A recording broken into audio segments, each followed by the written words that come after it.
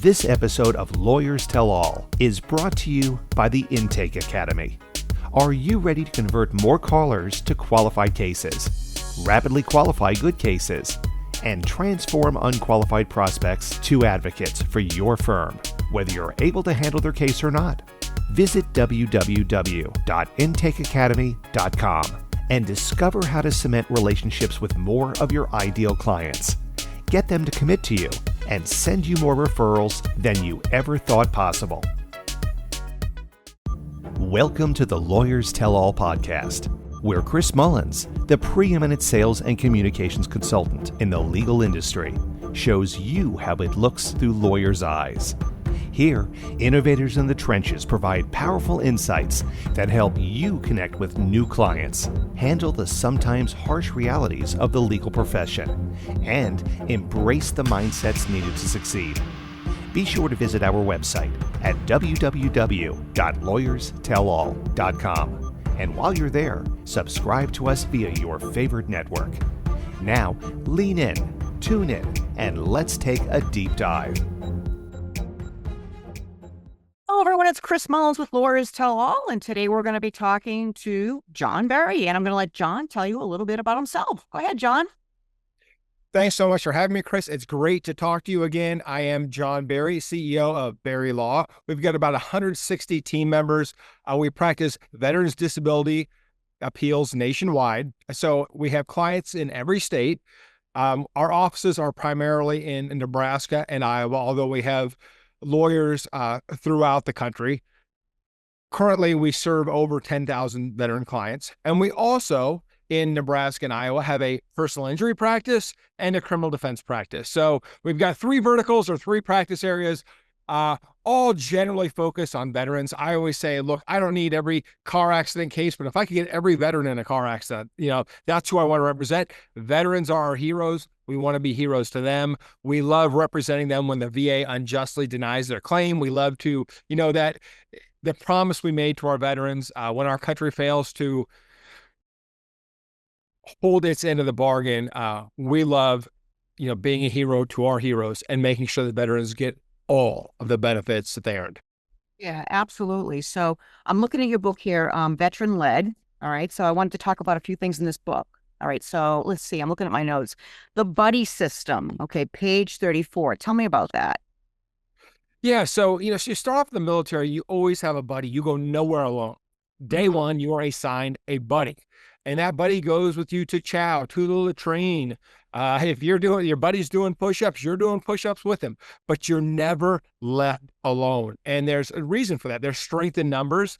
And generally two heads are better than one, although I have seen some buddy teams where they seem to want to share the same brain. They just don't have the brain power, but it's a great concept. And it starts off when you're a recruit, right? When you're a new private, you have a buddy. But then as you advance in your career, you'll have a buddy. If you're a commander, you'll have a first sergeant who is your buddy. If you're a battalion commander, you'll have a command sergeant major. And so as you move through the ranks, the quality of your buddy moves up. And I think the key is to make sure that you always have somebody watching your back, taking care of you.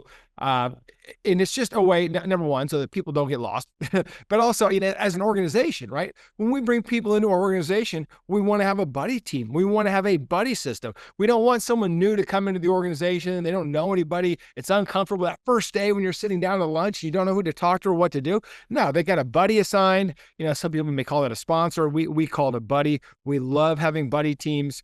And, that carries on throughout, other areas of your life, right? Sometimes people need accountability partners if they exercise, right? That's their buddy.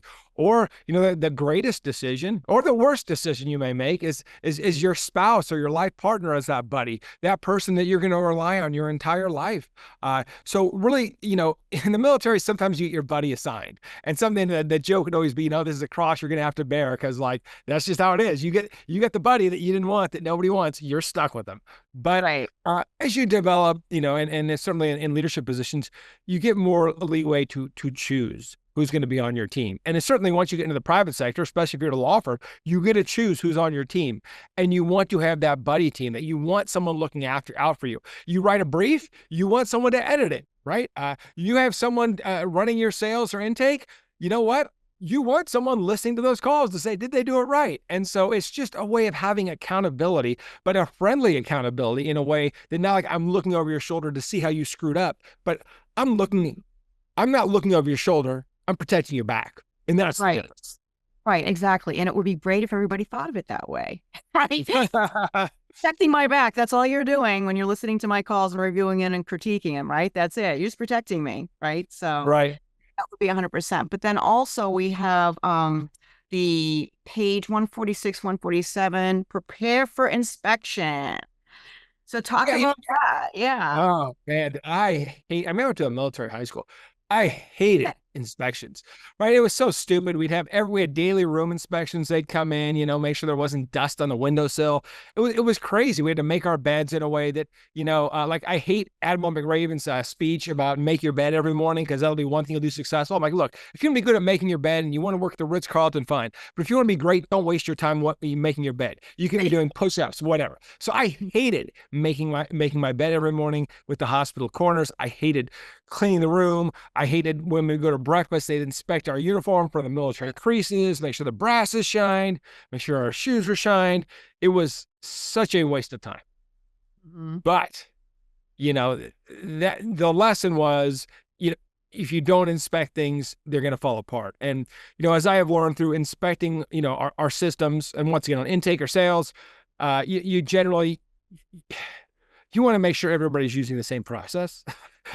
We have things where things fall. So some people invent their own stuff. Sometimes there's a glitch in how your IT is working, that somehow your people are using, if they're using scripts, they're using the wrong scripts.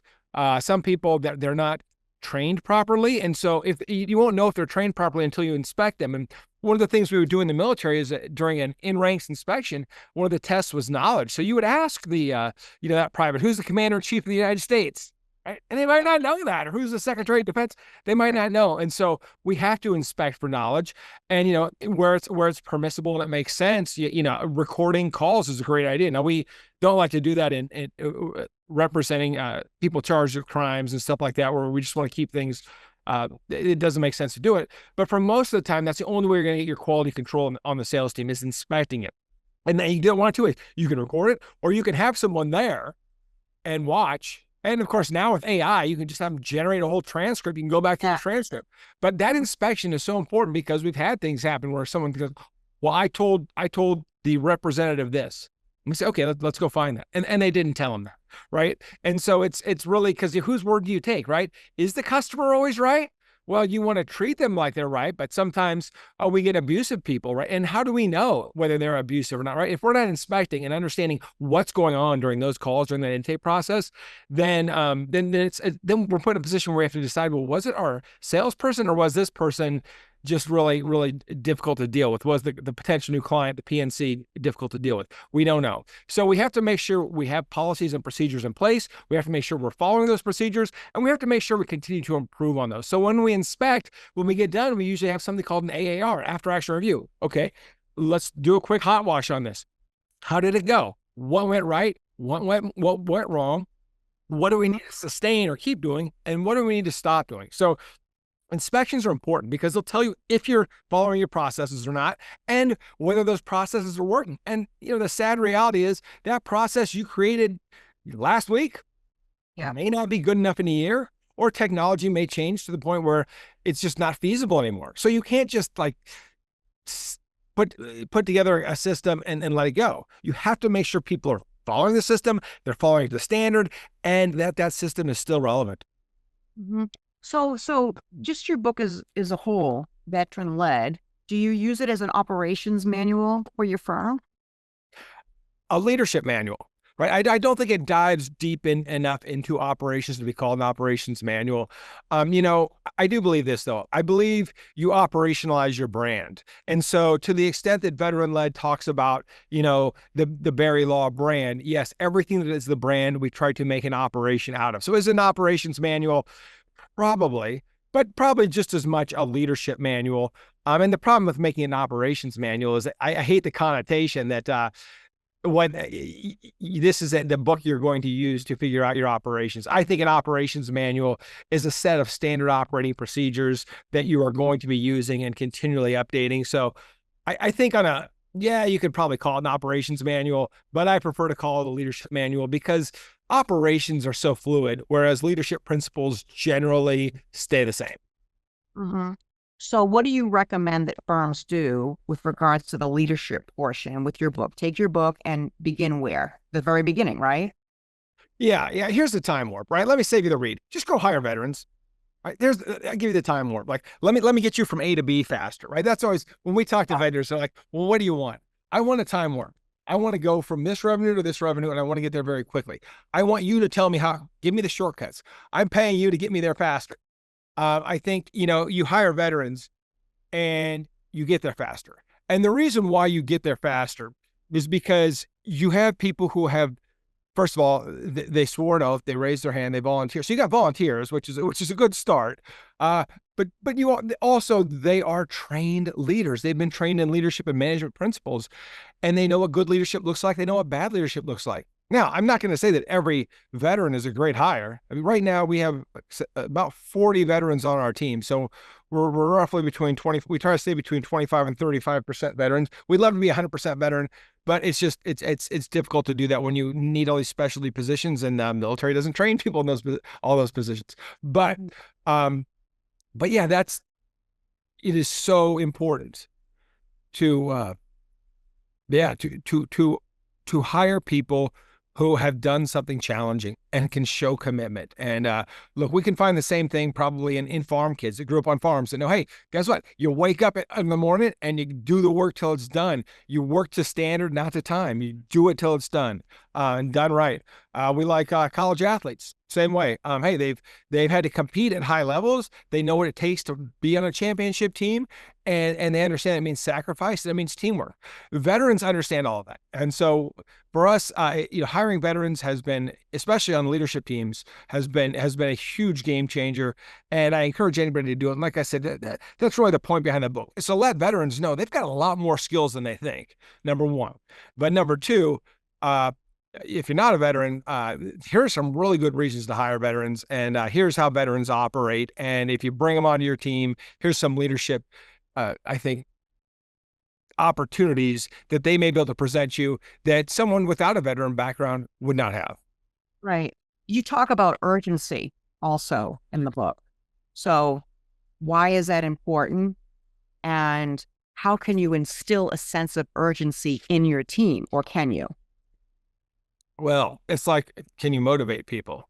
Right. You hire people that are motivated or not. I think a sense of urgency, you can create it within the culture. Absolutely. It is tough to sustain and maintain, and it can lead to burnout, but doing it in a measured way where the team understands priorities, it's easy to create urgency. Hey, this is our number one priority. We're going to get it done by this date. And as a leader, right, this is where I think a lot of leaders screw this up, and a lot of law firms screw this up. Lawyers are phenomenal, right? At, getting deadlines down on court, doing their backwards planning, figuring out, if I'm going to have a brief done by Friday, I know that, by Monday, my outline had better be done. Tuesday, the first draft had better be done. Wednesday, it's going to be peer reviewed. Thursday, I'm going to rewrite it. Friday, I'm going to, look at, whatever the process is, but they know that they're not just going to show up one day and get it done. They're thinking how many hours they're going to have to bill to get this product done. Unfortunately, for a lot of us, we assign, go to a leadership meeting and someone says, okay, who's got this task? Jimmy has it. Okay, great. And then we don't talk about it anymore. No one says, hey, Jimmy's got to get this task done by the end of the quarter, by whatever, September 30th. And here are all the standards that we expect Jimmy to meet in getting this task done, right? So if I'm going to rebuild my my sales team or my intake, I may say, I may have we're going to, here's all the processes that we're going to do, and we're going to fix our follow-up. We're going to fix our funnel. We're going to do this. Well, and okay, Jimmy, you go do it. Well, right. What does that mean? Like, fix our funnel, right? You may, did you draw out the funnel and talk about each step that Jimmy's gonna fix, and talk about how he's gonna fix it and what resources he might need to fix it? No, you just told him to fix the funnel, and he comes back with some piece of crap, and you're like, Jimmy, you suck. And he's like, I did what you told me to do. And so as leaders, we got to make sure we give enough guidance. We got to give enough guidance. Otherwise, it all falls apart. But if you do that and you create urgency around it, Jimmy, we need this. We're launching our new, software platform. It's got to be done to these standards by this time. You can do it. One area where we have been weak, and we recently had a leadership change here, was project management. I met a young woman, Candace Porter. She wrote a book along with a guy named Dan Lemby called Good Decisions Equal Success. And part of the book was about project management. And I'm in a mastermind group, and there's 12 law firms nationwide. And it's, everybody's got to agree to let you in. And so we're there, and we got to fill out all of our information. And one of the questions was, you're asking what are you paying for this? Who are you using for SEO? All the stuff. So you're going through budgets and everything. And then one of the questions was, what is your project management software? Yeah. I was like, ooh, yeah, we don't have that. We don't have that. And then, talking to people, I'm old school, write it down. Okay, then how do I know what step you're at? Because here's what happens. I'm sure you have a ton of listeners that use EOS, right? And you're familiar with EOS, Chris? Yes. Yeah. Mm-hmm. And the same garbage happens every single time, right? It's, okay, is your rock on track or off track? The 90-day rock. On track, on track, on track. Then we get to day 90 and they'll go, yeah, it's off track. Okay. Because no one held them accountable to all the steps. Exactly. Because they didn't have any project management tools to use. So, you can, I think they said you can create urgency with a 90-day rock, but you got to back it up with some project management tools, or at least so people understand what steps have to get done by when. I think that's easy, but you're not going to get it all done in one day. And look, I love, people talk about the, what's it called? Parkinson's law, where, if you have a week to get a paper done, you'll get it done in a week. If you have a day, you'll get it done in a day. But that type of urgency burns people out. But when you can set rocks and you can do the project planning, management planning, then they're going to be the urgency is going to come in during that weekly L10 meeting in EOS, where, okay, are you on track? Yes, I am. Then okay, show me where you're at. Right, show me. I mean, the whole thing too is you got to go through the process, deadlines, talk about every single micro step in between, because you might realize maybe this is not the right way to go. Yeah. Like going through that process. And then but also if you don't do that, you get to the 90 days or whatever it is, and nothing was done to begin with. Right. Yeah. So that's really important. What about at your firm? Do you do EOS? We do. We do a modified version. We found that, I like the meeting rhythms. In the Army, we would call it a battle rhythm. So you keep that battle rhythm the same. So everybody knows meetings start on time, they end on time, they're the same time every week. Everybody knows we've got a quarterly meeting. We've got a state of the organization every quarter. Quarterly retreat, state of the organization. We have weekly leadership team meetings. And then we've added a couple other things that are unique to our culture. But for the most part, we follow it. I'm a big fan of scorecards and metrics. Years ago, I read Fireproof. So I read about the Jumbotrons, and, I was, okay, this is an interesting concept. And I thought, no, I went to John Knockhazel's office and I saw his 32-inch screen with all the swim lanes. I thought that was really cool. But wait a minute, no, I really want scoreboards. So we got 8 84-inch screens that have our leaderboards, and we use Domo. And so what happens is those it's flashing, the numbers are flashing. And look, our winners love the leaderboards. Oh, they love them, right? It's the non-performers that hate them, but that's part of our culture, right? We're a culture of winning and leadership. And people, I think the misconception about leadership is people think, well, leadership is about getting people together, getting a consensus, doing some team building. No. Mm-hmm. Leadership is about results. Leaders get results, period. Now they should do it legally and ethically and, and follow the moral compass. Yes. But the difference between the leader and the non-leader is the leader is the one who gets results. There may be someone who can build great consensus and get people aligned, but their scorecard at the end of the day is the result. And so it doesn't matter if you're everybody's friend or you can get people hyped up. That's not leadership. Right? Leadership sometimes is having a tough discussion and sometimes creating that urgency, generating ginning up that urgency, when it doesn't exist. Yeah, absolutely. So let me ask you another question here. So I'm looking in the inside cover of your book, How to Maintain a Company Battle Rhythm. Talk about that. Yeah, I mean, that's our rhythm. That is our meeting rhythm. That's how we do everything, when we do everything.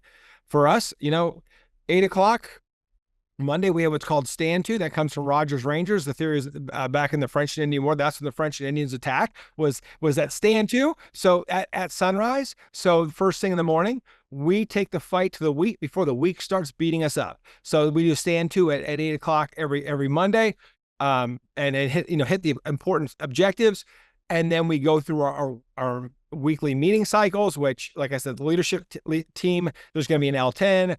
At Friday at 08:30, I'm meeting with my chief operating officer for just a quick huddle to see that everything's on track for the week and we're going to get everything done on time. And then Friday at 4:45 p.m., we have our we celebrate our wins. So we have a big, all the Jumbotron screens now, instead of flashing the metrics, are flashing, testimonial videos. Congratulations to those who won jury trials or got 6-figure back pay awards for veterans. So we're really celebrating our team.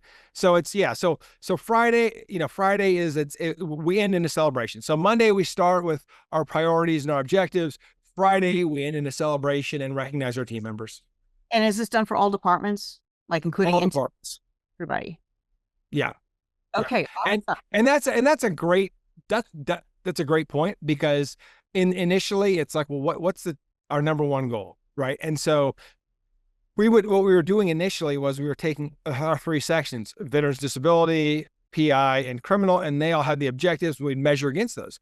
But what I found is that didn't really what's your intake and sales team feel about that? How does the marketing team feel about that? How does the finance team feel about that? What about IT? They're part of the team too. Why aren't we celebrating them? So, we have one, so like sometimes we'll take like one big goal, like, hey, we're going to add 30,000 clients this year, right? Like that's one big goal everybody's participating in, right? Right. Finance team is all over that. Usually telling us like, oh, we're going to have to hire more people. But, there's sometimes they're the brakes in the machine, but they know they play an important role in helping us achieve that number. So to the extent that you can find a number that everybody on the team contributes to, I think that can really bring cohesion to the organization. But it's a tough thing to do, because it's really easy to talk about jury trial wins or VA appeals won, or your sales team or your intake team is like, yeah, that's great. Like I remember signing that case up, but nobody's talking about that. Right. So we have goals and metrics for them, and we bring those up. Do you have intake part of like marketing discussions? So here's where our plan is. This is where we're going to go. These are the different marketing campaigns. This is what we're focusing on. So, and then you teach intake what that's all about, and give them an idea what kind of calls might come in and how to handle those potential calls, and just see, where are they at with this big vision? Yeah, well, we haven't done a good enough job of that. And in fact, there's some examples in the book where, I launched that big marketing campaign and we didn't really communicate that to the sales team. Didn't have enough salespeople. Phone system wasn't robust enough, and it would all just, yeah, it was chaos. Yeah. Okay. So but that's a great point. Great point. Yeah. If you're running marketing campaigns, your sales team should know what's going on the outside, because they're the ones getting calls. If they don't know what, that's a great point. Yeah, but also not just additional intake people, maybe salespeople, but also when we get all these cases, how many more lawyers are we going to need? How many more paralegals are we going to need? What's going to happen on the back end? Is that going to transition, or is that going to be extremely painful? Right. Yeah, and we've gotten very smart about that. I mean, we have recruiters, we have hires forecasted out. So this year, we intend to hire, I believe it's 30 different VA appeals attorneys. This is one section, right? And so we're looking at every quarter, how many are we going to have to hire? And then, so now we have full-time trainers, right? So then how are we going to get these lawyers trained? Just because they have a law degree, but they never practiced law and they've never actually handled a veterans disability appeal, they're not ready to help clients. And that's, one of the big disservices of law school by legal education needs to change. Like a new lawyer knows just enough to commit legal malpractice, but they don't know really how to, what to do once that case lands in their lap. And so we have a robust training department and a phenomenal lawyer that trains the other lawyers. And it's, you need the experts training experts, and especially with AI. I mean, the opportunities that are coming to really, I think, expand, look, I think the good are going to be even better. Look, we're going to see the first trillionaires in our lifetime. There's no doubt about that. How, in the business side. But in the legal side, how's AI going to affect us? Well, I think you get one really good lawyer is going to be able to do 10 times the work, right? That's the difference. Now you get a mediocre lawyer, they're going to do 10 times the amount of mediocre work. I don't know that helps anybody. But for the great lawyers that know how to use AI, know how to leverage it, understand command engineering or prompt engineering, I think they're going to do really well. And, I heard something when I was in New York in December, like, there are firms out there who believe the new associate class is dead. They said, why would we want to, if I can create a machine and encapsulate into my own thoughts and make it right in my writing style, and I can feed all the information in, why would I want to, and I'm the senior lawyer. You always have to have a human in the loop. I'm the senior lawyer. Of course, I'm going to read everything and approve everything, and my signature goes on everything. Hey, look, AI bot doesn't come to work hungover. It doesn't miss work. It doesn't take leave. It doesn't go to another firm. It doesn't decide it doesn't want to practice law today. So you don't have to deal with a lot of the human issues that sometimes can slow down.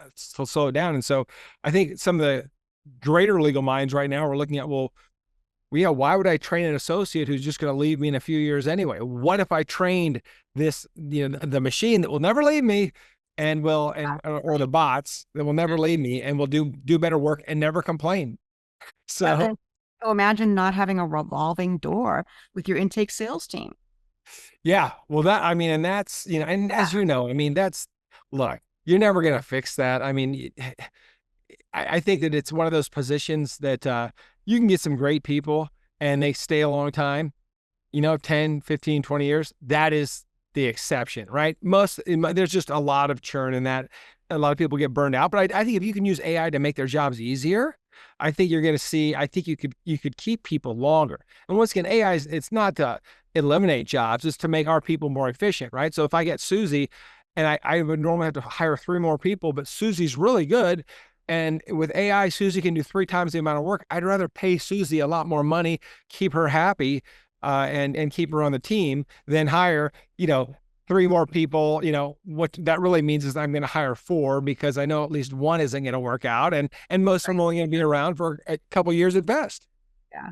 Well, I will say that I think that AI for chat, for intake chat, I think would be great. Because it's speed to lead. It's going to get to that lead like in seconds, whereas the human team, there's different reasons where they're not going to, and it's just going to go to your competition. Yeah, and I think the other thing is, people are all, I want to talk to you. First of all, it all sounds like humans now, but I think in a couple of years, I think the human brain will evolve to the point where almost everybody is like, okay, wait a minute. Now, do I want to talk to this? And usually, let's be fair. Usually, our intake or salespeople many of them are young. And I don't want to say young and inexperienced, but they only have as much knowledge as they have. They've been given in training at the law firm, right, and at the entry level, right. And so you get these. Like I said, I guess at my age, they all seem young, but you get them in there.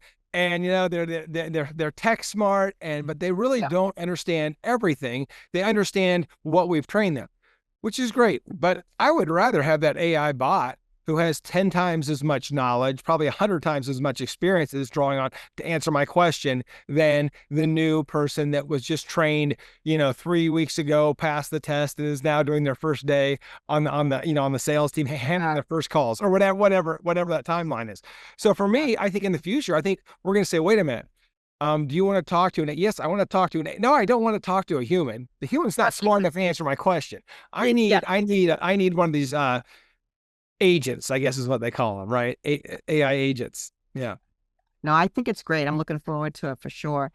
Any last words for everybody, John? I think that the practice of law is a noble profession, and you have to get every piece right. The client has to trust you, right? Whether, hey, do we take this case to trial? Do we take this settlement? When we're going to appeal something on the VA side, do we appeal these claims? Do we appeal those claims?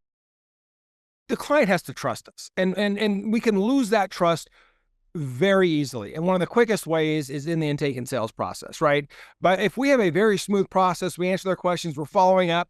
By the time, we get an attorney to be doing the real deep work on it, that trust should be there. Because they should be like, hey, these guys are hyper responsive. Their forms are great. They know what they're talking about. And when I talk to the lawyer, he's always prepared, and their support team is always there for me.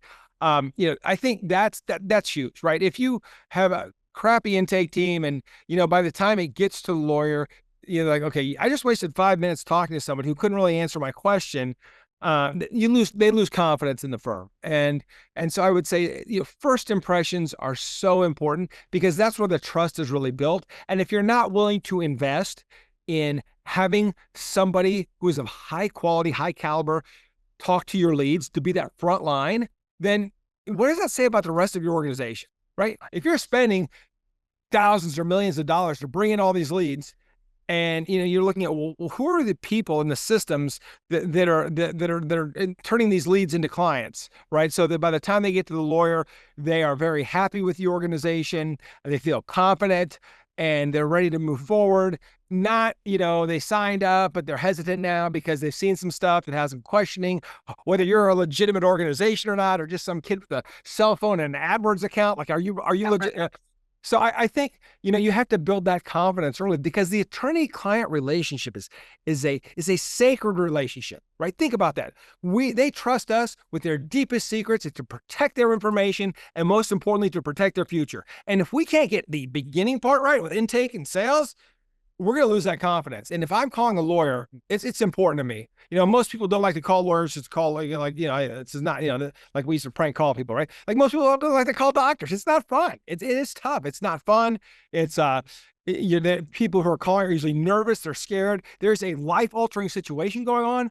And it took guts to pick up the phone. They found you, they dial you. And now how you handle it. I mean, even if they're not a right fit, that's either a 1-star or a 5-star review right there, right? They took care of me from the beginning, and here's what happened. Or I called them. They didn't really seem to know what they were talking about. They didn't transfer my call to anybody. I didn't hear back for 3 days after I, spent an hour giving them information. I mean, you're going to lose their trust. And like I said, that's what's interesting is you talk to lawyers. Where do your 1-star reviews come from? Well, a lot of non-clients. Now, there are some people out there who are just, kind of sniping at them, maybe competitors, but from their intake sales team, because they turned somebody down. Okay. But the way they rejected them was it wasn't that they turned them down. It was the way they handled it. And so, you have to have a sales team that knows how to say no in a polite way that can still help that person move forward. And I carry that on to, even our organization, right? I think the strength of the organization, isn't just measured by how well we bring people on, but how well we offboard people, right? Do they become proud alumni? Do they refer cases and employees to us? Was their time here of value to them? And are they proud that they were here? We don't want someone to leave and be like, wow, that's a complete waste of my life. I can't believe I was there for that long. No, but it's the same thing with potential new clients.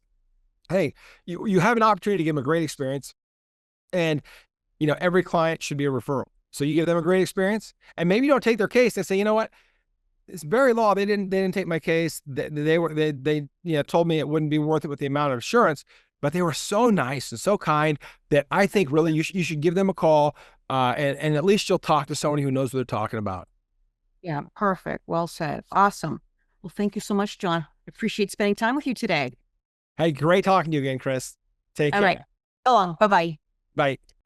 Thank you for tuning in to Lawyers Tell All, where Chris Mullins takes you on a journey with lawyers in the trenches who show you the realities of what it takes to succeed in this chaotic, crowded, ever-changing profession.